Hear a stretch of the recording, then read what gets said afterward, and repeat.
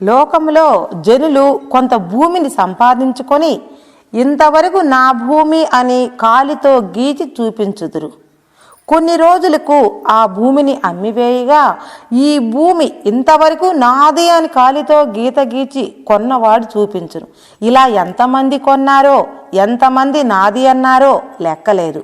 కానీ భూమి మారలేదు, అది అక్కడనే ఉన్నది. నాది నాది అన్నవారు ఎంతమంది మారిపోయినారో. కనుక ఈ భూమికి పట్టరాని నవ్వు వచ్చునట. కొందరు ఈ ప్రపంచంలో దృశ్య విషయములపై వ్యామోహం కలిగి వాటి వెంట అహర్నిశలు పరిగెత్తుచున్నారు. అది చూచి ఇంద్రియములు ఇలా అనుకొనుచున్నవట, ఆహా, వీరు ఈ ప్రకారం కోట్ల కొలది జన్మలలో ఇంద్రియార్థములను అనుభవించినను సంతృప్తి కలగలేదు. సంసార వాసనలు అభివృద్ధి నొందుచు సంసార దుఃఖ కూపమున వారిని కూలవేయుచున్నవే కాని దుఃఖరాహిత్యము కలుగజేయటలేదు. ఎన్ని యాతనలు అనుభవించినను వాటి వెంటబడి పరిగెత్తుచున్నారు కానీ శాశ్వత ఆత్మసుఖముకై తమ జీవితమును అంకితము చేయక, దైవ సాక్షాత్కారమునకై ప్రయత్నించక విషయాదులను ఆశ్రయించి వారు భ్రష్టులగుచున్నారు. వివేకమును కోల్పోయి ఎండమావుల వంటి బ్రహ్మమూలము అయిన క్షణిక సుఖమునిచ్చి మటుమాయమైపోవు విషయ సుఖములకు అర్రులు దాచుచున్నారు అని తలంచి ఇంద్రియములు వీరిని దూచి లోలోన నవ్వుకొనుచున్నవి. మృత్యువాదపడు పాంచభౌతిక దేహమును ఎన్నియో పర్యాయములు ధరించి నా దేహము శాశ్వతము, నా భార్యాబిడ్డలే ఆనందము, నా సంసారమే సంతోషము, నా బంధుమిత్రులే శాశ్వతము, నా సంపదలు నా కీర్తి శాశ్వతము అని భావించి గర్వోన్నతిని పొందు మానవులను చూచి మృత్యువు పకపక నవ్వుచున్నది అట. కానీ మృత్యువు సర్వమును మృంగివేయుచున్నది. మానవ ప్రయత్నముచే మృత్యువును కూడా మృంగివేయగలుగుచున్నాడు. ఇదే మానవుని విశిష్టత. ఇట్టి అలౌకిక శక్తిని ఈశ్వరుడు మానవునికి వసంగెను. ఆ శక్తిని వికసింపజేసుకుని మానవుడు ధన్యుడు. లేకున్నచో నిరర్ధక జన్యుడే కాగలడు. మానవ జాతి కోట్ల కొలది సంఖ్యలో ఉన్నప్పటికీ వాని యందు నిగూఢముగా ఉన్న అమరత్వ శక్తిని అనుభూతమనర్చుకొనవలెనను సంకల్పం కలిగిన వారు చాలా తక్కువ. అట్టి సంకల్పము కలిగినను లక్ష్య సాధనకై ప్రయత్నం చేయువారు ఇంకనూ తక్కువ. ఒకవేళ ప్రయత్నము సలిపినను కడవరకు నిలవగలిగిన వారు ఏ కొద్ది మందో. తక్కిన వారందరూ ఈ జనన మరణ ప్రవాహంలో పడి దరికానక కొట్టుకొని పోవుచున్నారు. కానీ దైవత్వము బడుయుటయే యథార్థ మానవత్వమని పదే పదే మహాత్ములు చెప్పుచున్నారు. శాస్త్రములు కూడా వక్కాణించుచున్నవి. కాబట్టి స్వల్పము ఆయుర్దాయమును వ్యర్థ విలాసములయందు తుచ్చ విషయ భోగములయందు తగులబెట్టక మనుజుడు తన జన్మ హక్కుకు ఆత్మ సామ్రాజ్యమును పొందవలయును, భవిష్యత్తును ఇప్పుడే నిర్ణయించుకొనవలయును. అయితే ఆ కృషి ఎట్టిది? జీవుడు తనలో అలౌకిక శక్తిని ఎట్లు వికసింపజేసుకొనగలడు? సర్వోత్తమము అగు ఆత్మజ్ఞానమును పొందు విధానమేది? దానిని జీవుడెట్లు సంపాదించగలుగును? దానిని తెలుసుకుని పద్ధతి ఏది అనగా, మొట్టమొదట అనుభవజ్ఞులు అగు మహాత్ములను వినయ విధేయతలతో వారికి సాష్టాంగ దండ ప్రణామాంబులు ఆచరించి వారి సేవ శుశ్రూషాదులు గావించి భక్తితో వారిని ప్రశ్నించి పరమాత్మ విషయములను తెలుసుకొనవలయను. గురువు నాయనా, కామము పరమశత్రువు, బహు జాగ్రత్తగా ఉండవలయను. జ్ఞానమును అంతయు నాశనము చేసి జీవుని అధోగతి పాలు చేయును. కావున దానిని ముందుగా జయించి వేయవలయనని హెచ్చరిస్తున్నారు. అంతరంగ శత్రువు ఆశకు దాసులైన వారు లోకమునకంతకు దాసులే ఎగుదురు. కానీ ఆశ ఎవరికి దాసియై ఉన్నదో వారికి లోకమంతయు దాసియే అగును. సామధాన భేద దండోపాయముల చేత బాహ్య శత్రువులను ఓడించవచ్చును. కానీ ఈ కామాది రూప అంతరంగిక శత్రువులను ఓడించటం మాత్రం బహు కష్టము. దీనిని జయించవలయనన్నచో అది కోరినదల్లా ఇవ్వకూడదు. అగ్నిలో నెయ్యి కట్టెలు వేయుకొలది అగ్ని ఇంకా ఇంకా ప్రజ్వరిల్లునే కాని ఎన్నటికీ చల్లారదు. మనసు కోరికల నెల్లా తీరుస్తున్న ఎడల కామమనే కోరిక ఎన్నటికీ పెరుగుచుండును, కానీ కోరికలు సమసిపోవు. ఆహారము రోజుకొక రకము తినవలెనని కోరిక, నెలకొక రకము పిండి వంటలు తినవలెనని కోరిక ఉన్నచో బ్రతికినంత కాలము ఆ కోరికలు తీరవు. శ్రీ వ్యామోహమును నెలకు, 2 నెలలకు, 3, 4, 5, 6 నెలలకు ఇలా తగ్గించుకుంటూ పోయినచో ఆఖరకు పూర్తిగా శ్రీ వ్యామోహము నశించిపోవును. భగవంతుని జపధ్యానములు పెంచుకుంటూ పోవలేను. ధ్యానములో ఆత్మానందము దొరికిన తరువాత ఆ ఆత్మానందంలో ఈ లౌకికానందములు తుచ్చములుగా తోచును. లోక వ్యవహారములు వినబుద్ధి కాదు, ఎక్కువ మాట్లాడబుద్ధి కాదు. శ్రీ వ్యామోహము విషప్రాయముగా తోచును. ఆహారము ఆకలికి శరీరము నిలుచుటకు తినవలయును, కానీ రుచుల కోసం తినకూడదు. బ్రతుకుటకు తినవలయును, కానీ తినుటకు బ్రతకకూడదు. ప్రపంచంలో ఎన్నో లాభములు ఉన్నవో, ఎన్ని ఆనందములు కలవో, వాటి అన్నింటికంటేనూ ఆత్మలాభము సర్వోత్కృష్టమైనదనియు, అచ్చోట దుఃఖము లవలేశము లేదనియును శ్రీకృష్ణ పరమాత్మ గీత యందు స్పష్టముగా బోధించెను. అట్టి మహత్వపూర్ణ స్థితికై జనులేల ప్రయత్నించరాదు. ఆకాశములు మరియు మరియు లభించునా? మానవ జన్మ మరలా వచ్చునని నమ్మకముందా? దేవతలు కూడా పొందటానికి తహతహలాడునట్టు ఈ నరజన్మ పదే పదే వచ్చునది కాదని జనులు ఎంత శీఘ్రముగా గ్రహించినా అంత మంచిది. ఇట్టి అదృష్టము లభించినప్పుడు దానిని సద్వినియోగపరుచుకొని పరమసుఖము అయిన ఆత్మలాభమును ఈ జీవితమునందే పడయుటకై విఘ్నుడు గొప్ప కృషి చేయవలెను. మహోన్నత సుఖము కొరకై అల్ప సుఖమును త్యాగము చేయవలెను. ఆత్మానందము కొరకై విషయానందమును బలి ఇవ్వవలసి ఉన్నది.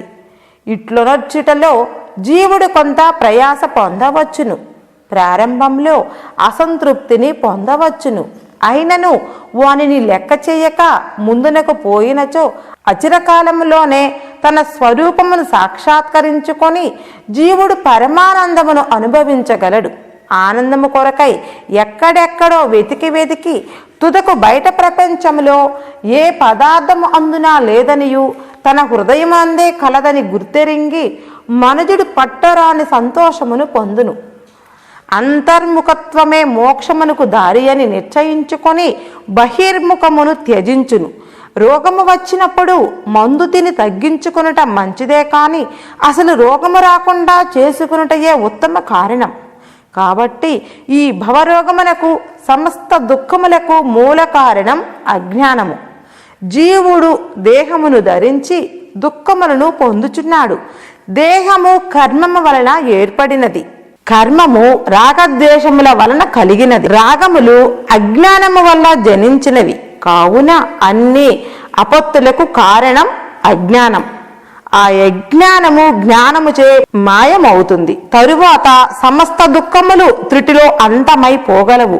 పరిపూర్ణ దుఃఖ రాహిత్యమునకు ఇది ఒకటియే మార్గము. కనుకనే శ్రీకృష్ణ పరమాత్మ గీతలో పరిశుద్ధము అయిన జ్ఞానస్వరూపము ఆత్మ చైతన్యము అజ్ఞానమును మాలిన్యముచే కప్పబడుట వలన ఆత్మజ్ఞానమును పొందలేక జీవులు ఎన్నో జన్మలకు కారకులై లెక్కలేనన్ని బాధలు అనుభవించుచున్నారు. ఆ అజ్ఞానమును నశింపజేసిన ఎడల మేఘము తొలగిన సూర్యుని చందమున ఆత్మ దేదీప్యమానముగా ప్రకాశించునని భగవానుడు పలికెను. అది ఏ మోక్షస్థితి, అది ఏ కైవల్యము, అది ఏ నిర్వాణము. అట్టి పరిపూర్ణానంద స్థితిని జీవులు ప్రయత్నపూర్వకముగా సంపాదించవలెనని భగవానుడు గీత యందు అసందిగ్ధముగా చెప్పెను. కావున అజ్ఞానమే దుఃఖ కారణం, జన్మలకు కారణమవుచున్నది. జ్ఞానమే దుఃఖ విముక్తికి మార్గము. కావున ఆ కామాదులు శత్రువులు బహు జాగ్రత్తగా ఉండవలయను. జ్ఞానమునంతైనో నాశనము చేసి జీవుని అధోగతికి త్రోసివేయును.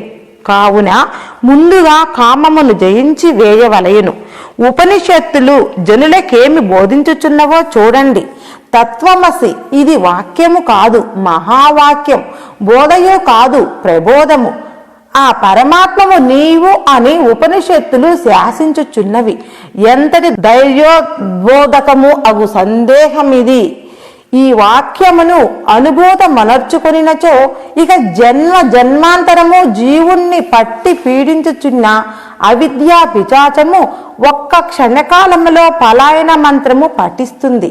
విద్యతే హృదయ గ్రంథి అన్నట్లు ఆ సమయమున అనగా జీవుడు తత్వమసి మహావాక్యమును జీర్ణం చేసుకొని అహం బ్రహ్మాస్మి అను వాక్యమును అనుభూతి బడసినప్పుడు సమస్త భవబంధములు తొలగి హృదయ గ్రంథులన్నయూ విచ్ఛిన్నములు లగును. ఇకన మనుజుడు తన జీవిత చరమ లక్ష్యమును సాధించినట్లే. అట్టి మంగళకరమగు మహాదశను శీఘ్రాతి శీఘ్రముగా అనుభవించి కృతార్థులు కండని ఉపనిషత్తులు ఉద్ఘోషించుచున్నవి. నదీ ప్రవాహమున మధ్యలో కావలసిన విద్య ఏది? ఈత విద్య. ఆ విపత్కర ప్రాణము పోవు సమయమున తర్క విద్య కాని, మీమాంసము కాని, జ్యోతిష్యము కాని, చరిత్రలు కాని, జామెంటరీ కాని, పాండిత్యము కాని, మహాజన ప్రజల మధ్య ఉపన్యాసములు కాని, మరి ఏ ఇతర విద్యలన్నయూ నీళ్లలో మునిగిపోవుచున్న జీవుని ప్రాణములు కాపాడలేవు. ఈత విద్య ఒకటియే మానవుని ప్రాణము కాపాడును. జనన మరణ ప్రవాహమను నదిలో మునిగిపోవుచున్న మానవుని తరింపజేయు విద్య బ్రహ్మ విద్య ఒక్కటియే.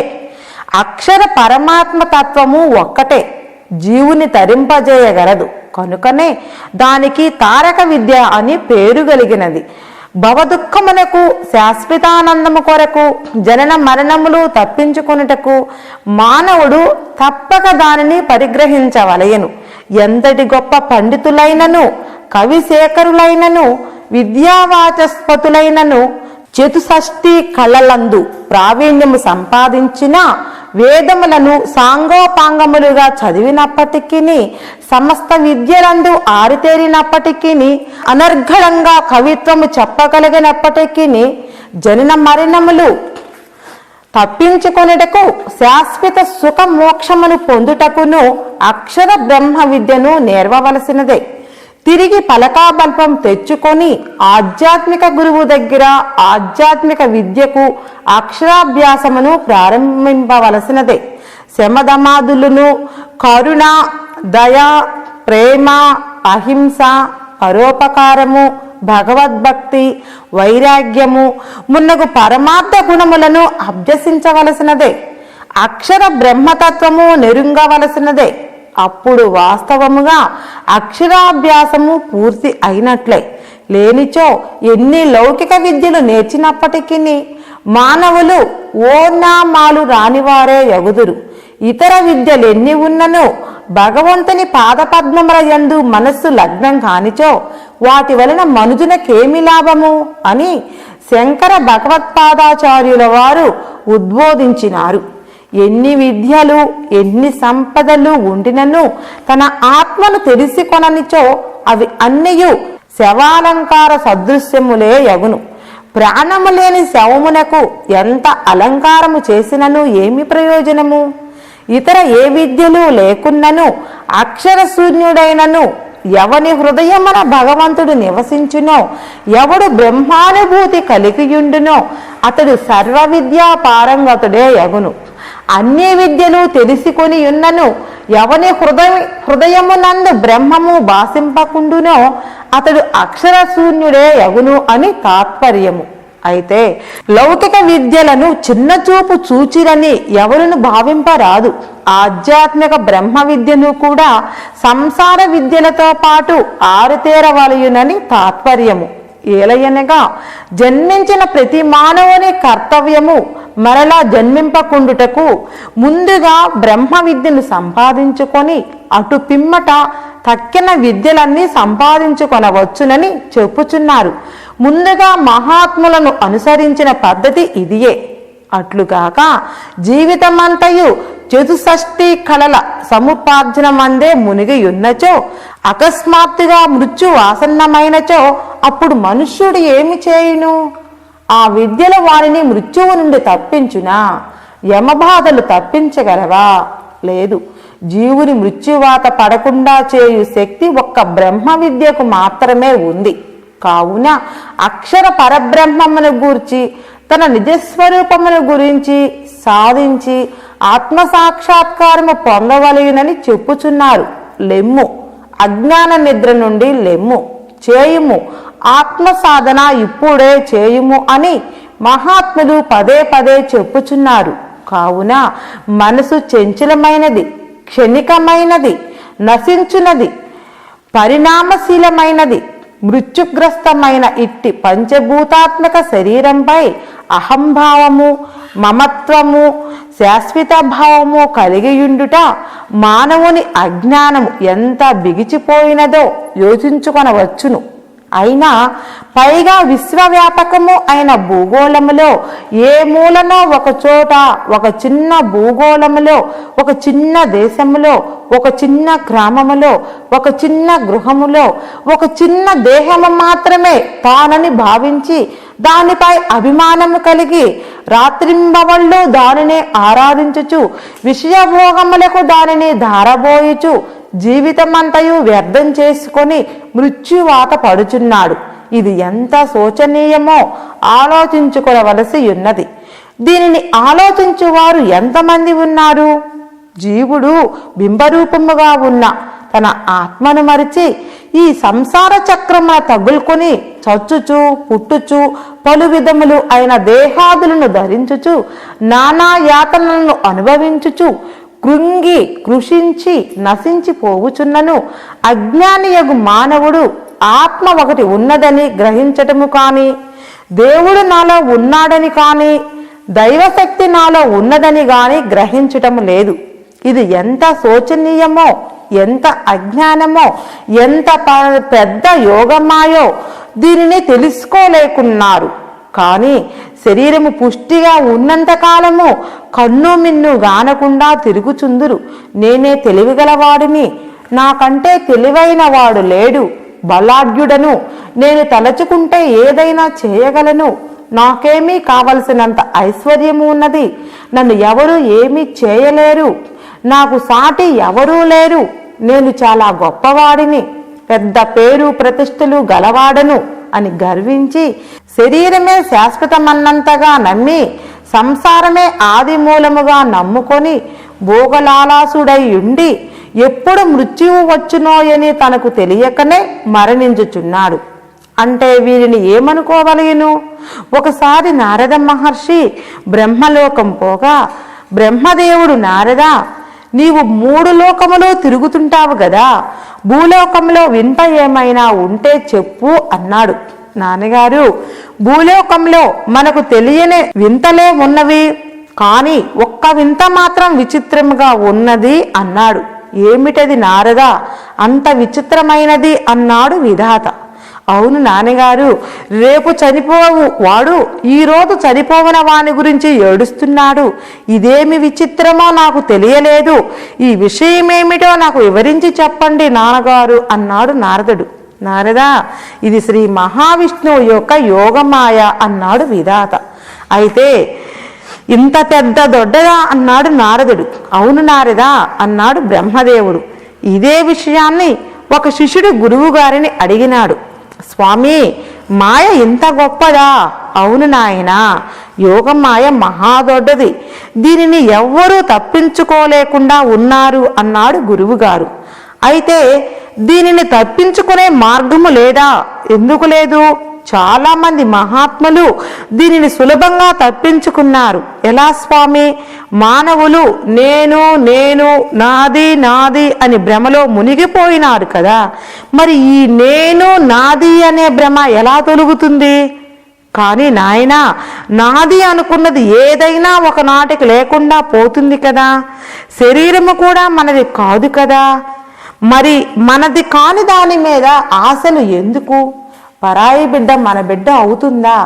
మన బిడ్డ మీద ఉన్న ప్రేమ ఇతరుల బిడ్డ మీద ఉంటుందా? లేదు. ఇతరుల బిడ్డ చనిపోతే వారి తల్లిదండ్రుల దగ్గరకు వెళ్ళి మహాజ్ఞానుల్లాగా వారికి వేదాంతం చెప్తారు.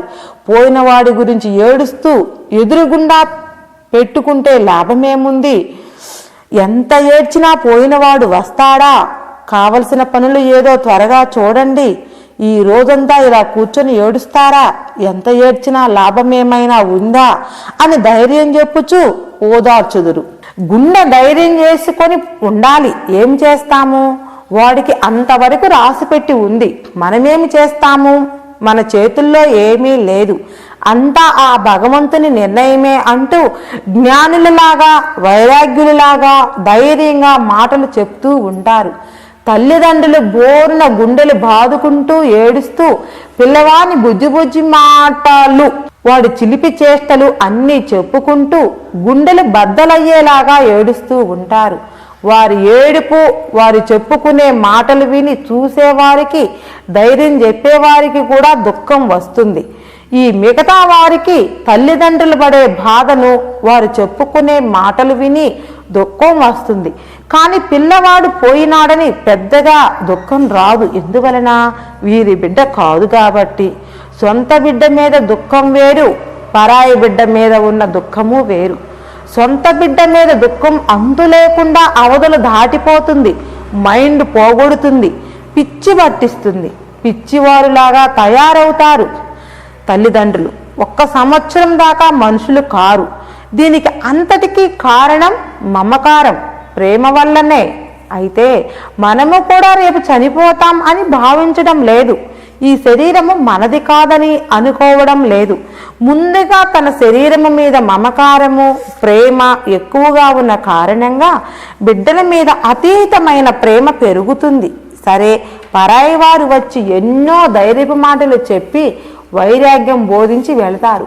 కానీ వారి బిడ్డ పోతే ఎదురింటి వారికి చెప్పిన వేదాంతము, ధైర్యము, వైరాగ్యము మటుమాయం అవుతుంది, మూర్ఛపోతారు.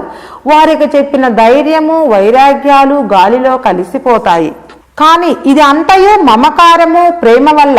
ఈ ప్రేమ మమకారము ఎలా వచ్చింది అంటే, ఇది నాది నాది అని నమ్మి దాని మీద ప్రేమ పెంచుకునే కారణంగా మమకారము పెరిగిపోయినది. ఈ ప్రేమ మమకారమునకు కారణం ఏది? నేను నాది అనుకున్న కారణంగానే. దీనికి కారణం ఏమిటి? అజ్ఞానం. దీనికి కారణం ఏమిటి? మాయ. దీనికి కారణం ఏమిటి? లేని దానిని ఉన్నదానిగా నమ్మటం. కారణం లేని దానిని ఉన్నదానిగా నమ్మటం అంటావేమిటి? ఎదురుగా నిజంగా వస్తువు కనిపిస్తుంటే లేదంటావు ఏమి? అదే మాయ. మాయ అంటే లేని దానిని ఉన్నట్లుగా చూపిస్తుంది, ఉన్నదానిని తెలియకుండా చేస్తుంది. మాయకు ఉండే మాయా గుణములు, దీని స్వభావాన్ని తెలుసుకున్న వారు లేరు. అయితే మాయకున్న రోగము ఏమిటనగా, మాయకు రూపము లేదు. అందుకని మాయాంధకారముగా, అజ్ఞానాంధకారముగా చీకటికి పోల్చి చెప్పారు. చీకటి వస్తువులను కనిపించకుండా చేస్తుంది, అది ఒక పని చేస్తుంది. మాయాంధకారము అలా కాదు, 2 పనులు చేస్తుంది. అవి ఏవి అనినా, ఈ మాయాంధకారము నిజంగా శాశ్వతంగా ఉన్న ఆత్మను తెలియకుండా చేస్తుంది. శాశ్వతంగా ఉండని శరీరాన్ని, సంసారాన్ని శాశ్వతంగా ఉన్నట్లుగా భ్రమింపజేసి వ్యామోహాంధకారములో ముంచివేస్తుంది. ఎలా అనినచో, మట్టి కుండ మట్టితోనే చేయబడింది. కుండలో సర్వత్రా మట్టే ఉంది. ఆభరణములు బంగారముతో చేయబడినవి. ఆభరణములలో సర్వత్రా బంగారమే ఉన్నది. అలాగే ఈ శరీరము అశుద్ధ చైతన్యముతో ఉన్నది. శుద్ధ చైతన్య శక్తి ఈశ్వరుని స్వరూపం, అశుద్ధ చైతన్య శక్తి జీవుని స్వరూపం. అశుద్ధ చైతన్యానికి, శుద్ధ చైతన్యానికి ప్రత్యేక రూపం అంటూ లేదు. శుద్ధ చైతన్యము కలకండ చక్కెర లాంటిది. కలకండ ముద్దగా ఉన్నది. ఈశ్వర స్వరూపము కలకండ నీళ్లలో కరిగిపోయినప్పుడు తీపి రసంగా మారిపోతుంది. నీరంతా తీపి రసమే, కలకండ ముద్ద కనిపించదు. అలాగే ఈశ్వరుని శరీరము కలకండ ముద్దలాగా కనపడుతుంది. అది ప్రేమరసంగా కరిగిపోయినప్పుడు జగత్తు అంతయు నిండుకొని సమస్తము తీయగా ఉంటుంది. అందువలనే మహాత్ములు అంతా రామమయం, అంతా బ్రహ్మమయం అన్నారు. జగత్తు యావత్తును ఆనందమయముగా తెలుసుకున్నారు. అందువలన సాకార రూపంగా ఉన్న భగవంతుని ఆనందమయునిగా, తీయగా, అమృత స్వరూపునిగా చూస్తున్నారు. అదే నిరాకార రూపంగా, విశ్వాకారంగా, జగత్ స్వరూపంగా విశ్వమంతా నిండుకొని ఉన్న ప్రేమరసాన్ని విశ్వమంతా అమృతమయంగా, ప్రేమమయంగా చూస్తున్నారు. అందువలన జగత్తు బ్రహ్మమయం, భగవత్ స్వరూపమే అన్నారు. అందువలన కనబడే జగత్తు కలకండ ముద్ద, ఈశ్వరుని సాకార రూపం. ఇందువలననే అర్జునునికి భగవానుడు గీతలో విశ్వమంతా తన విశ్వవిరాట్ స్వరూపంగా చూపించినాడు. వేరే మరొక్క దానిని చూపించలేదు. ఈ విశ్వ ప్రపంచాన్ని తన రూపంగా చూపించినాడు.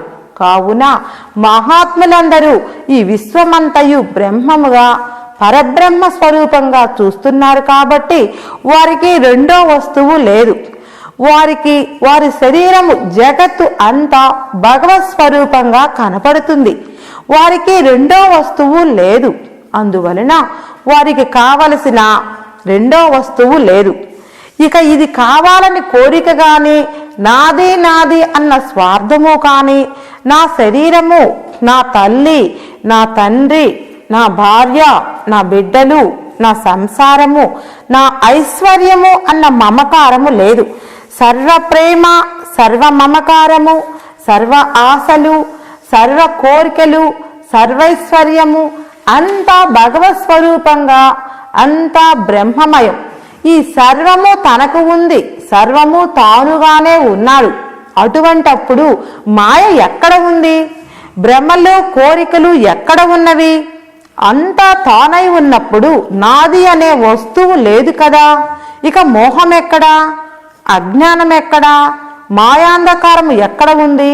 అందువలన మానవులంతా ఈ సత్యాన్ని నమ్మి దీనిని భావనలో నింపుకొని స్థిరత్వము చేసుకునినచో వీరికి మోహబంధము, అజ్ఞాన బంధము, జీవబంధము, జనన మరణములు, భ్రమణము ఎక్కడ ఉంది? అయితే నాది, నావారు అనే భ్రమ ఎలా తగులుకుంది? జగత్తు అంతయు బ్రహ్మము అని అనుకున్నంత మాత్రాన అవుతుందా? నేను జీవుణ్ణి కాను, దేవుణ్ణి అని అనుకున్నంత మాత్రాన దేవుణ్ణి అవుతానా? అవుతావు. అయితే దీనికి కొంత సాధన ఉంది. చూడుము, ఒక పెళ్లి చెయ్యాలన్నా, ఇల్లు కట్టాలన్నా ఎంత పట్టుదలతో ఉంటారు, ఎంత కష్టపడాలి, ఎంతో డబ్బు ఖర్చు అవుతుంది కదా. రాత్రి పగలు ఎంతో కష్టపడి ఇల్లు కట్టాలి.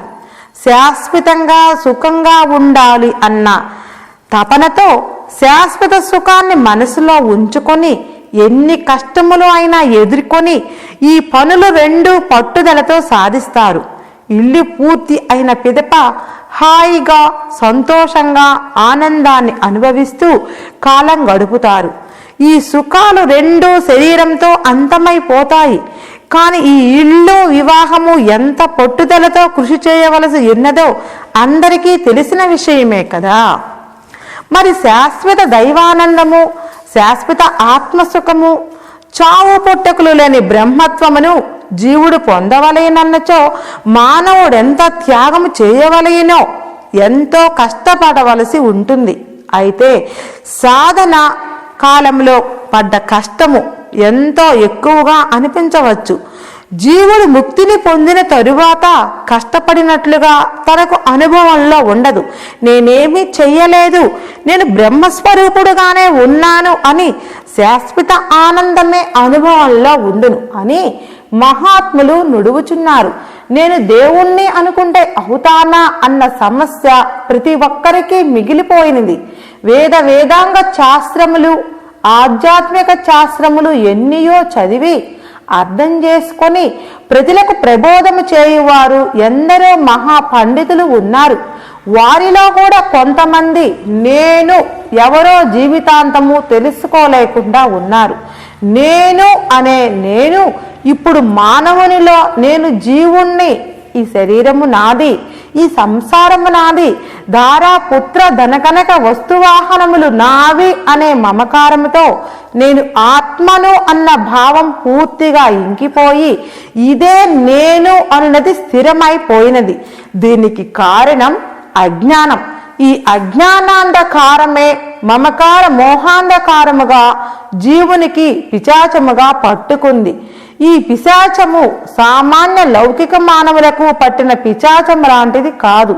ఇది జీవుని ఆత్మస్వరూపాన్ని, జీవునికి నేను ఆత్మస్వరూపుణ్ణి అన్న జ్ఞానాన్ని మరిపించి నేను జీవుణ్ణి అన్న జ్ఞాపకాన్ని స్థిరం చేసింది.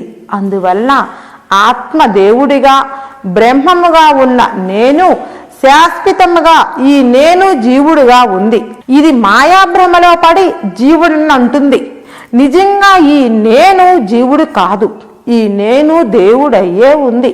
భ్రమ వలన కళ్ళు చెదిరి చీకటిలో మొద్దును చూసి దొంగ అని భయపడ్డట్లుగా దాహపీడితుడు అయిన వాడు ఎండమావిని నీళ్లని భ్రమించి పరిగెత్తినట్లు నిదానించి ధైర్యంగా దగ్గరికి పోయి చూస్తే దొంగ కాదు మొద్దు.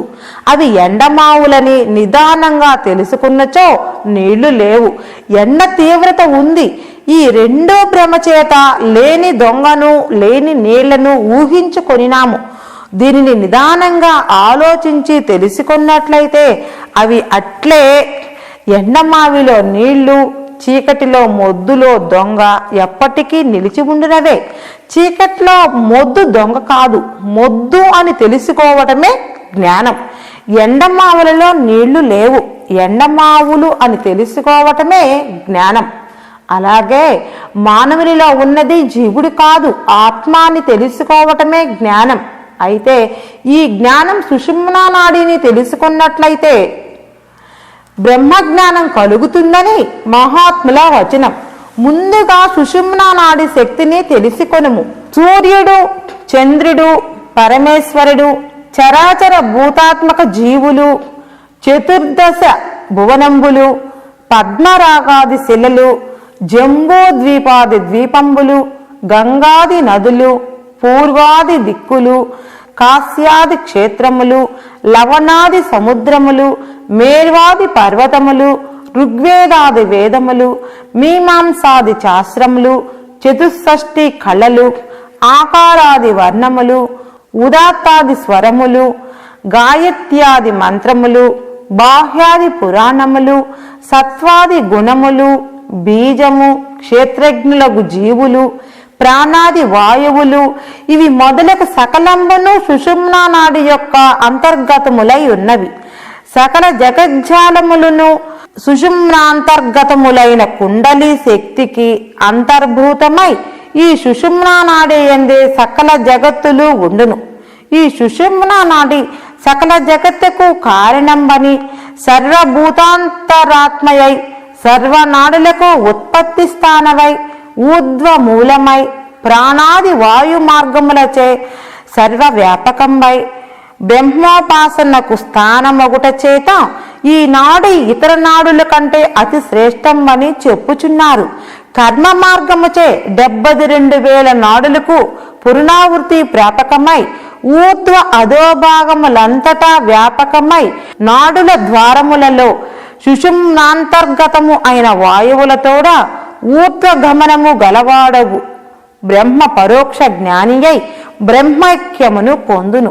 కోటి పూజల ఫలము ఒక్క స్తోత్రము వల్ల కలుగును. కోటి స్తోత్రముల ఫలము ఒక జపముతో సమానము.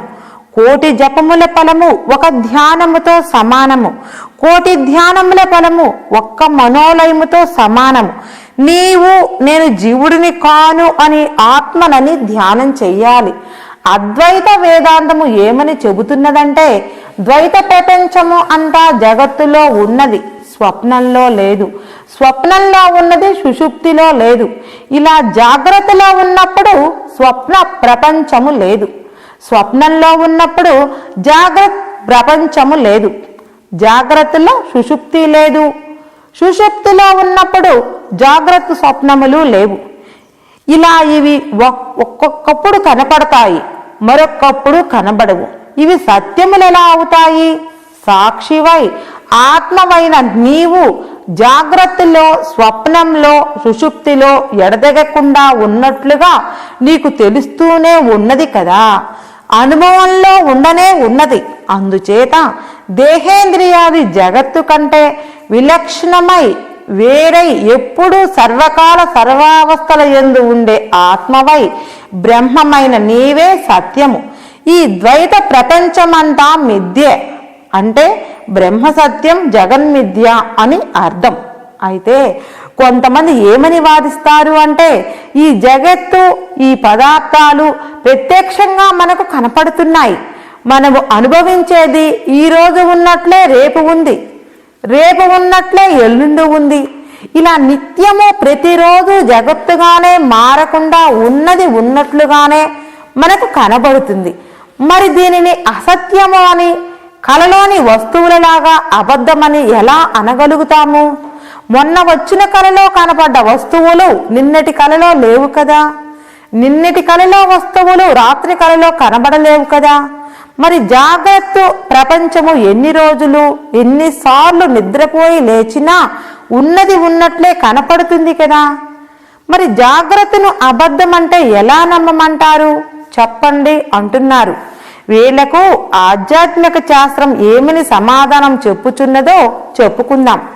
ఈ కనబడే జగత్తుకు దీనిలో ఉన్న పదార్థాలకు వ్యవహారిక సత్తా ఉన్నది కానీ పారమార్థిక సత్తా లేదు.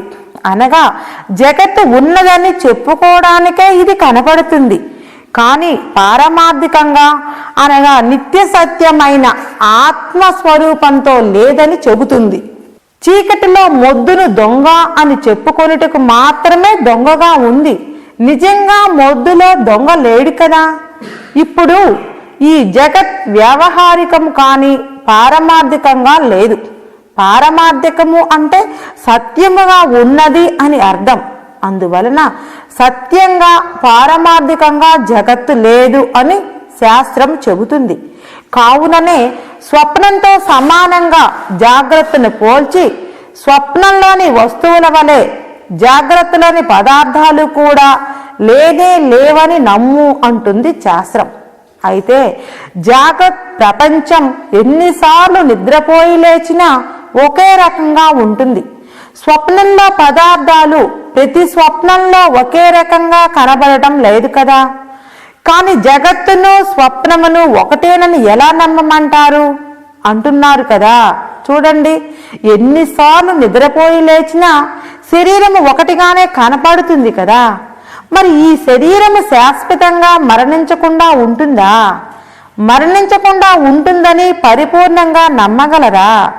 ఎవరూ నమ్మలేరు. ఎటువంటి వారైనా శరీరము మరణించకుండా ఉంటుంది అని చెప్పరు. అలాగే శరీరము జగత్తు శాశ్వతంగా ఉండవని నమ్మవలసిందే. అలా నమ్మని పక్షంలో ఆధ్యాత్మిక చింతనకి పనికిరాడు. ఇది ఎన్నటికీ వంట పట్టదు. ఆత్మ సాక్షాత్కారము పొంది ముక్తిని పొందలేరు అంటున్నారు మహాత్ములు. అందువల్లనే మృత్యుభీతి మోక్షప్రీతి ఉన్నవారికే మోక్షార్హత కలుగుతుంది, లేని వారికి కలుగదు అంటున్నారు మహానుభావులు. దీనిని ప్రతి ఒక్కరూ గమనించవలయను. అయితే మహాత్ములు ఎన్నో విషయాలు విశదీకరించి చెబుతున్నారు. శరీరం శాశ్వతం కాదంటున్నారు. నిజంగా వారు చెప్పినట్లే శాశ్వతంగా ఉండుట లేదు. కానీ దీని మీద ప్రేమ మమకారము వదిలిపోవడం లేదు. ఎందువలన ఎంత చెప్పినా అశాశ్వతమైన దాని మీద ప్రేమ జటిలమై వంటబట్టి పోతుంది. శాశ్వతమైన ఆత్మస్వరూపం ఉంది. శాశ్వత ఆత్మస్వరూపుడవే నీవు అని మహాత్ములు వెలుగెత్తి చాటి చెప్తున్నారు. కానీ వీరిని పట్టించుకోవడం లేదు. ఎందువలన అంటే మానవ జన్మ తల్లిదండ్రుల అజ్ఞాన మోహాంధకార కామముతో పుట్టిన శరీరం ఇది. అందువలన ఈ మాయ అనే కోరిక మమకారంతోనే శరీరము ఉద్భవించినది. కావున ఈ కోరికలు కామము ఆశలు పోవుట చాలా దుర్లభమైనవి. స్త్రీ పురుషుల శుక్లశోణితము కలయిక చేత శరీరము ఉత్పన్నమైనది. శుక్లశోణితములు స్త్రీ పురుషుల కామము చేత ఉత్పన్నమైనవి. అజ్ఞాన మోహాంధకారము చేత ఉత్పన్నము అయిన శుక్లశోణితమే శరీరం. కాబట్టి ఈ శరీరము అజ్ఞానమనే చీకటిలో, మోహాంధకారమనే అహంకారముతో, కామమనే పిశాచముతో, కోరికలు అనే రాక్షసులతో శరీరము నిండిపోయినది. అందువలన కామమనే పిశాచమును, కోరికలు అనే రాక్షసులను, మమకారం అనే బంధమును ఎన్నటికీ తప్పించుకోలేకుండా ఉన్నాడు జీవుడు. ఎందువల్ల అనగా జీవుని కంటే ముందే తల్లి గర్భంలో శరీరము ఉత్పన్నమైనది కాబట్టి, శరీరము ఉత్పన్నమైన తరువాత జీవుడు ప్రవేశించినాడు కాబట్టి, శరీరము ఏ అంశములతో ఉత్పన్నమైనదో ఆ అంశములు అన్నీ జీవునికి సంక్రమించినవి కాబట్టి, జీవుడు అజ్ఞాన మోహాంధకార కామ మమకార కోరికలు ఆశలతో ఇదే నా జీవితమని స్థిరం చేసుకొని జీవించుచున్నాడు. కానీ నిజానికి జీవునికి శరీరానికి ఎలాంటి సంబంధము లేదు. ఎందుకనినా తల్లి గర్భంలో శరీరము పూర్ణముగా అన్ని అవయవములు సంపూర్ణమై శరీరముగా తయారైన తరువాత 6 మాసములకు జీవుణ్ణి ఈ శరీరములో భగవంతుడు ప్రవేశపెట్టినాడు. అయితే ఎటువంటి శరీరానికి ఎటువంటి జీవుడు కావాలో ఆ శరీరానికి తగిన జీవుణ్ణి ఆ శరీరంలో ప్రవేశపెట్టినాడు. అనగా సువాసనతో మంచి పుణ్యకర్మలతో తయారైన శరీరంలో మంచి పుణ్యకర్మలు చేసుకున్న జీవుణ్ణి ప్రవేశపెట్టినాడు. దుర్గంధముతో పాపకర్మలతో చేయబడ్డ శరీరంలో దుష్కర్మలు చేసుకున్న జీవుణ్ణి ప్రవేశపెట్టినాడు. తదనుగుణంగా జీవుడు ఆ శరీరాలకు సంబంధపడి పూర్వజన్మ కర్మల సంస్కారవశాత్తు పుణ్యకర్మల ఫలంగా పుణ్య జీవితము, పాపకర్మల ఫలంగా పాప జీవితము అనుభవిస్తున్నాడు. అయితే భగవంతుడే అలా నిర్మించినాడు కదా, మన ప్రయత్నం ఏమి ఉన్నది అంటున్నారు కొందరు. దీనిలో ఒక కీలకం ఉన్నది, దీనిని గ్రహించటం లేదు మానవులు. అది మన పూర్వజన్మ కర్మల బలము వలన మంచివానిగాను చెడ్డవానిగాను ఈ జన్మలో పూర్వజన్మ పాప కర్మల వల్ల బాధపడుతూ నేను పూర్వజన్మలో పాపము చేసిన కారణంగా బాధలు నన్ను వదిలిపెట్టలేదు అని తెలుసుకొని ఈ జన్మలో మంచి కర్మలు పుణ్యకర్మలు చేసి భగవంతుని భక్తుడై పాపకర్మలు పోగొట్టుకొని పుణ్యకర్మలను పెంచుకొని ఆ పుణ్యాన్ని కూడా దేవునికి ఒప్పచెప్పి సర్వకర్మ శూన్యుడివై నిష్కామ కర్మివై వైరాగ్యం చెంది పరమ భక్తుడివై జ్ఞానివై బ్రహ్మజ్ఞానివై భగవంతుడిలో చేరుకునుము. జనన మరణములు అనే చక్రములు ఆగిపోవుచున్నవి అని ఇటువంటి జ్ఞానశక్తిని మనకు ప్రసాదించి జన్మకు పంపించినాడు భగవంతుడు. అందువలన పుణ్యాత్మునకైనను పాపాత్మునికైనను ఈ హక్కు ఉన్నది. భగవంతుడు మన మీద దయదలిచి ఈ హక్కును మనకు స్వతంత్రంగా ఒకరితో సంబంధం లేకుండా మనకు స్వేచ్ఛగా ఇచ్చి పంపించినాడు. దేవుడు మన మీద దయదలిచి మనకు ఈ జ్ఞాన ప్రసాదాన్ని, జ్ఞాన ప్రకాశాన్ని, జ్ఞాన జ్యోతిని ఇచ్చి పంపిస్తే మనం జ్ఞాన ప్రసాదాన్ని అరిషడ్వర్గాలకు, జ్ఞాన ప్రకాశాన్ని అజ్ఞానానికి, జ్ఞాన జ్యోతిని అంధకార చీకటికి ఒప్పచెప్పి మనకు మనం సొంత తెలివిని పుట్టించుకొని మృత శరీరమును మాయా సంసారమును నమ్మి మాయాభ్రమలో అజ్ఞానులమై విర్రవీగుచు ఒకనాటికి జీవుడు లేచిపోగా బిర్ర బిగుచుకుపోతున్నాము. వెనుకనున్నవారు ఈ శవము ఒక పూట ఉంటే ఉబ్బి కంపు కొడుతుందని కాల్పో బూడ్పో చేస్తారు. మట్టి పాలైపోతున్నాము. ఇంతే నా జీవితం, ఇంతకు మించి ఏమైనా ఉందా ఆలోచించండి అంటున్నారు మహాత్ములు, శాస్త్రములు. ఈ శరీరము ఇప్పటికైనా నాది కాదని తెలిసిందా? తల్లిదండ్రుల శరీరాలలో శుక్లశోణితములు ఉత్పత్తి కాగా కామాంధకారముతో ఇద్దరు ఒకటి అయిన కారణంగా శుక్లశోణితములు ఒకటై పంచభూతముల సమ్మిళితము అయిన ఈ శరీరము తల్లి గర్భములో ఉత్పన్నము అయిన 6 నెలల తరువాత జీవుడు ఈ శరీరంలో ప్రవేశించబడ్డాడు. అందువలన శరీరము నీది కాదు, శరీరంలోనికి నీవు వచ్చావు. ఈ శరీరము బాడుగ ఇల్లు లాంటిది. బాడుగ ఇల్లు మన సొంత ఇల్లు కాదు. కావున బాడుగ కాలం తీరిపోయిన వెంటనే ఇల్లు వదిలిపోవలసినదే కదా. అలాగే ఈ శరీరము కూలిపోయేంత వరకు ఉంటాం. తరువాత జీవుడు ఈ శరీరము వదిలి వేరే శరీరము చూచుకొనుచున్నాడు. ఈ దేహము చాలా కాలము సుఖభోగములు అనుభవించుటకు పనికి రాకుండా పోయింది. ఈ దేహముతో పూర్వజన్మ కర్మల పుణ్యపాప ఫలితమును అనుభవించుటకు ఈ జన్మలోనైనా మంచి పుణ్యకర్మలను చేసుకొని భగవంతుని కర్పించి కర్మరహితము చేసుకొని జన్మరాహిత్యమును పొంది మరలా జన్మలకు రాకుండా నాలో చేరుకోండి అని మానవునికి ఈ శరీరమునిచ్చినాడు దేవుడు. కానీ దానిని మరిచిపోయి మానవుడు నిరంతరం శరీరముతో సుఖభోగములు అనుభవించుచున్నాడు. ఇవి బాల్యము, యవ్వనము, కౌమారంలో ఉంటాయి, ముసలితనంలో ఆగిపోతున్నాయి. భగవంతుడు ఒక వార్తాహరుని పంపుతున్నాడు. అదే వెంట్రుకలు నరిచిపోవటం. రెండవ వార్త పళ్ళు ఊడిపోవటం. మూడవ వార్త కళ్ళు కనబడకపోవటం. 3 వార్తలు వచ్చిన మానవుడు దైవం వైపు కన్నెత్తి చూడటం లేదు. ఆఖరి వార్త ముసలితనం పంపించినాడు. మంచంలో కూర్చొని కదలలేక చిన్నతనం నుండి చేసి అనుభవించిన సుఖదుఖములు లెక్కలేసుకుంటూ దిగులు పడుచు నోటికి రుచిగా తిందామంటే పళ్ళు లేవు, ఏ వస్తువు చూద్దామన్నా చూపు లేదు, నా వెనుక వారు కమ్మగా తింటున్నారు, చూడదగినది అంతా చూస్తున్నారు, వినదలుచుకు ఉన్నది వింటున్నారు, ఇంట్లో వారు ఏమి చెప్పుకుంటున్నారో నాకు వినబడలేదు అని దిగులు పడి ఇంకా శరీరము కృషించిపోతుంది. మంచంలో నుండి లేవదీస్తేనే లేచే పరిస్థితి వచ్చింది శరీరం. ఇక మంచంలోనే మలమూత్రాదులు వాటి అంతటా అవే తెలియకుండా పోతున్నాయి. తెల్లవార్దులు మలమూత్రములలో పొర్లాడుతున్నాడు.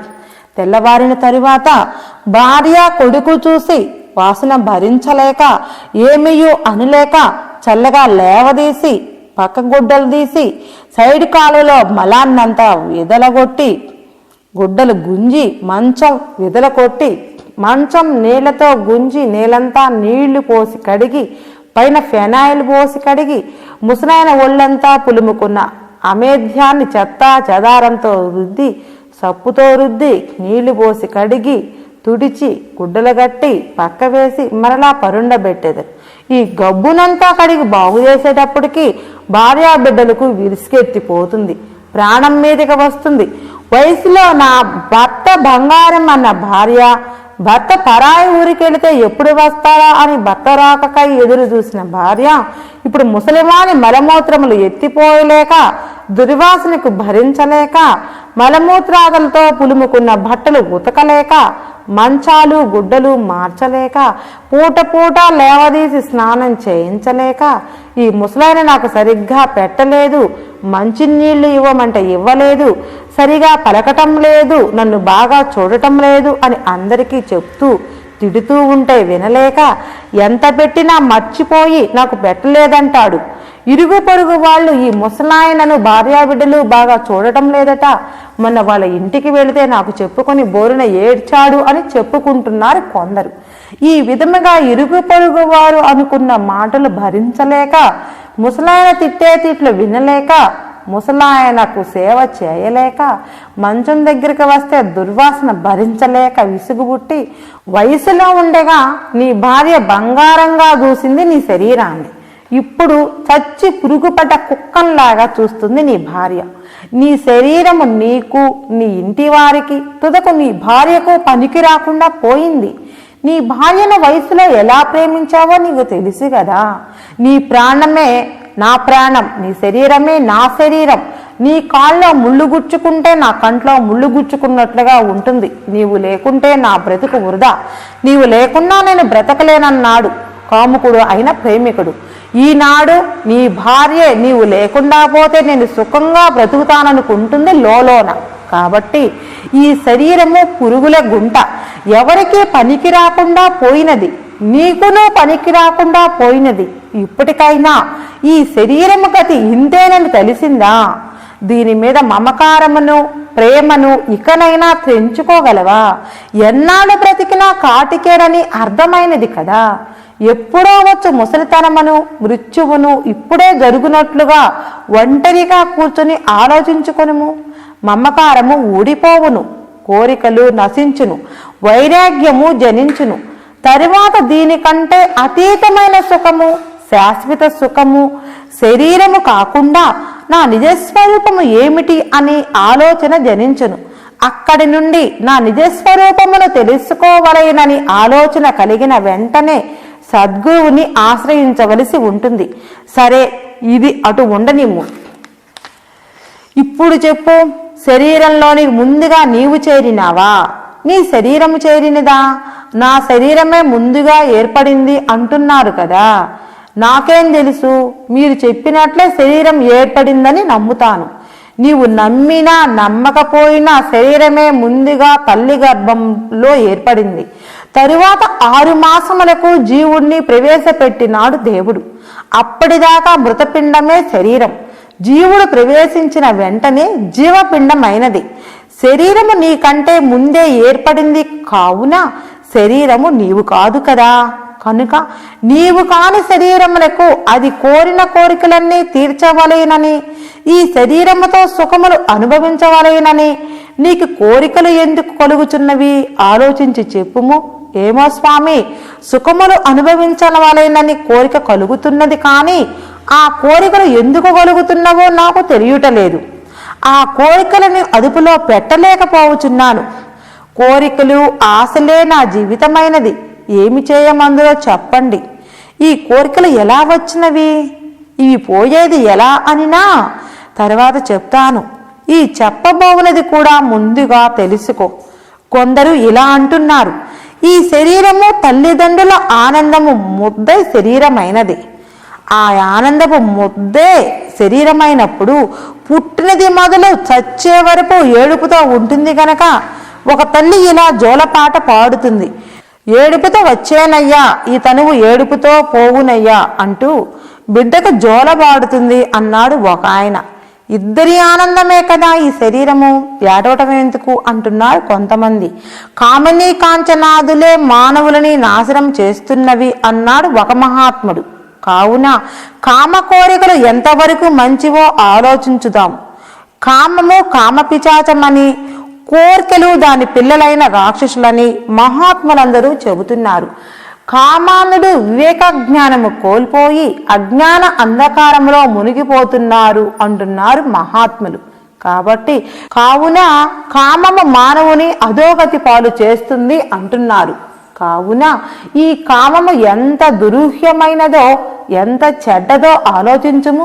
అజ్ఞాన మోహాంధకారముతో కామ కోరిక జనిస్తుంది.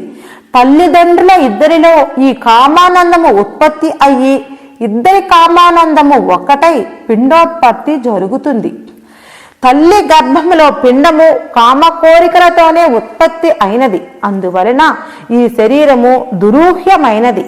బిడ్డ పుట్టిన 1 సంవత్సరం తరువాత ప్రతి వస్తువును తీసుకొని ఇవ్వమనినచో ఇవ్వడు. బలవంతాన మనం తీసుకొనినా ఏడుస్తాడు. ప్రతి వస్తువు నాకు కావాలి అన్నట్లుగా తీసుకొని దాచుకొనుచున్నాడు. వాడికి తెలియకనే ఈ కోరికలు కలుగుతున్నాయి. ఆట వస్తువులను దేనిని దూచినా దాని దగ్గరకు పరుగు పరుగున పోయి తనకు కావలసిన బొమ్మను తీసుకొని ఇవ్వమంటే ఇవ్వడు. తీసుకుంటే ఏడుస్తాడు. ఏ వస్తువుని చూచినా నాకు కావాలన్నట్లుగా పాకుతూ పరిగెత్తుతుంటాడు. వీడి పుట్టుకతోనే వీడికి తెలియకనే ఈ కోరిక పుట్టింది. ఏమీ ఎరుగని పసివానికి ఈ కోరిక ఎందుకు పుట్టింది అనినా తల్లిదండ్రుల కోరికే ఈ శరీరం కాబట్టి తల్లిదండ్రుల కామానందమే ముద్దై బిడ్డగా పుట్టింది. కామానికి కోరికలే పిల్లలు అన్నారు కదా మహాత్ములు. కామానికి ప్రతినిధి అయిన కోరిక ఈ బిడ్డ. తల్లిదండ్రుల కామ కోరికతో పుట్టిన ఈ శరీరము కామ కోరికలతోనే నిండుకొని ఉంది. ఈ శరీరం సొంతంగా తన గుణములను వ్యక్తం చేయలేడు జీవుడు. ఆత్మ చైతన్యంలో కలుసుకొని జీవాత్మక ఈ శరీరంలో ప్రవేశించిన తరువాత శరీర గుణములు, కోర్కెలు, సువాసన, దుర్వాసనలు, దీని స్వభావము ఎలాంటిదో, ఈ శరీరము భక్తి మార్గంలో నడుస్తుందా, ముక్తి మార్గంలో నడుస్తుందా, మూర్ఖుడిగా అజ్ఞానిగా నడుస్తుందా, సర్వము వ్యక్తమై కార్యరూపంలోనికి వస్తుంది. జీవుడు శరీరంలోనికి వచ్చిన తరువాత తన పూర్వజన్మ సంస్కారములు శరీర కర్మవాసనలు మొత్తం కలుసుకొని జీవునికి తన నిజస్వరూపము తెలియకుండా చేస్తున్నవి. కాన జీవాత్మగానే మిగిలిపోతుంది, కాని పరమాత్మగా తెలుసుకోలేకుండా పోవుచున్నది. దీనికంతటికీ కారణం అజ్ఞానం, అజ్ఞానానికి కారణం మాయ, మాయకు కారణం భ్రమ, భ్రమే మాయ, మాయే భ్రమ. ఇవి అవినాభావ సంబంధం. కామము, క్రోధము, కోర్కెలు, ఇవి మూడు అవినాభావ సంబంధం. ఇవి అన్నీ దుర్వాసనలు, దుష్కర్మలతో కూడుకున్నవి.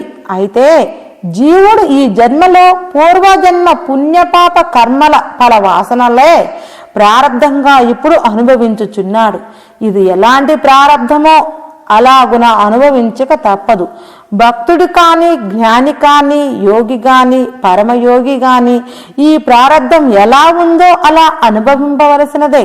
అయితే మహాత్ములు దీనిని బాగా గుర్తెరిగి ఈ ప్రారబ్ధం ఇలానే అనుభవిస్తూ మనసు దీని మీద వాటి ప్రభావం వదిలిపెట్టి వేరే కర్మ, భక్తి, జ్ఞాన మార్గములను వెతుకుకొని దానిని సాధిస్తున్నారు. ఎలా అనినా ఇంతకు ముందుగా పండించుకున్న వరిగలు, జొన్నలు, సజ్జలు, రాగులు తింటూ ఇప్పుడు వరి అన్నము తినవలెనన్ని కోరిక కలిగి వడ్లు పండించుకొనుటకు కృషి చేస్తున్నారు. ఈ సంవత్సరమంతయు వడ్ల పంట మీద కృషి చేసి వడ్లు పండించుకొని వారు కోరిన వరి అన్నమును తినుచున్నారు. అలాగే పూర్వజన్మ కర్మ ఫలము అనుభవిస్తూ ఇప్పుడు పరమ భక్తితో నిష్కామ కర్మి అయి భగవంతునికి సర్వము సమర్పించి కర్మశేషము మిగల్చకుండా చేసుకొని జనన మరణముల నుండి తప్పించుకొని భగవత్ సాయుధ్యమును పొందుచున్నారు. ఎలా వచ్చినవి, ఎలా పోతాయి అని అడిగినావు. మానవునికి ఈ కోరికలు పూర్వ జన్మల నుండి వస్తూనే ఉన్నవి. ఈ కోరికలకు కారణం కామము. దీనిని జయించవలేను. ఈ కామమును ఎట్లు జయించవలేను అంటివి. ఈ కోరికలను జయించవలేనన్నా ఎవరి తరము కాదు. అయితే సర్వము త్యజించి వైరాగ్యమును చెందిన మహాత్ములు మాత్రం జయించగలుగుచున్నారు. ముందుగా నేను ఎవరు అని ఆలోచించుకొని దానిని బాగా తర్కించవలెను. నేను అడిగేదను చెప్పుము, నీవు జీవుడివా దేవుడివా? నేను జీవుడినని నమ్మకం ఉంది, కానీ దేవుడినని నమ్మిక లేదు. నీకు నేను జీవుడినని ఎలా నమ్మకం వచ్చినదో చెప్పుము. ఏమో తెలియదు స్వామి, నేను చెప్పేదను వినుము. శుద్ధ చైతన్య స్వరూపము దేవుడు, మల్ల చైతన్య స్వరూపము జీవుడు. బంగారము, మేలిమి బంగారము రెండూ ఒకటే. అయినా మేలిమి బంగారము సొమ్ములకు పనికిరాదు, విరిగిపోతుంది. బంగారము సొమ్ములు చేయుటకు పనికి వస్తుంది, విరగదు. ఎందువలనగా దీనిలో రాగి కలిసింది కాబట్టి విరగదు, సొమ్ములకు బాగా పనికి వస్తుంది. అలాగే శుద్ధ బ్రహ్మంలో కల్తీ లేదు, అది పరమాత్మే బ్రహ్మముగా ఉన్నది. మలిన చైతన్యములో మాయ కలుసుకొని జీవుడినంటుంది. ఈ మాయయే భ్రమ, ఈ భ్రమయే జీవుడు.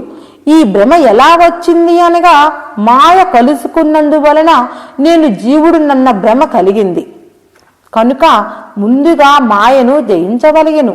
ఈ మాయ ఎక్కడ పుట్టింది అనగా ఈ కనబడే జగత్తు యొక్క సృష్టికి పూర్వము ఒక్కటంటే ఒక్కటైన బ్రహ్మం ఉన్నది. ఆ బ్రహ్మమునకు అనేక శక్తులు ఉన్నవి. అందులో మాయాశక్తి ఒకటి. మాయాశక్తికి అధిష్టానము బ్రహ్మము. మాయ ఉండటానికి ఆశ్రయము అయిన బ్రహ్మము ఆ మాయతో కూడి ఆ మాయాశక్తితో కొంత పని చేద్దామని సంకల్పించి మాయతో కూడిన బ్రహ్మము ఈశ్వరుడు అనే పేరు కలిగినదై తాను సూక్ష్మరూప ప్రపంచంగాను నానా విధాలు అయిన స్థూలరూప ప్రపంచంగాను కావాలని సంకల్పించుకొని తేజస్సు అనే సూక్ష్మమైన అగ్నిభూతాన్ని సృష్టించెను. అనగా తానే సూక్ష్మమైన తేజోభూతంగా మారెను.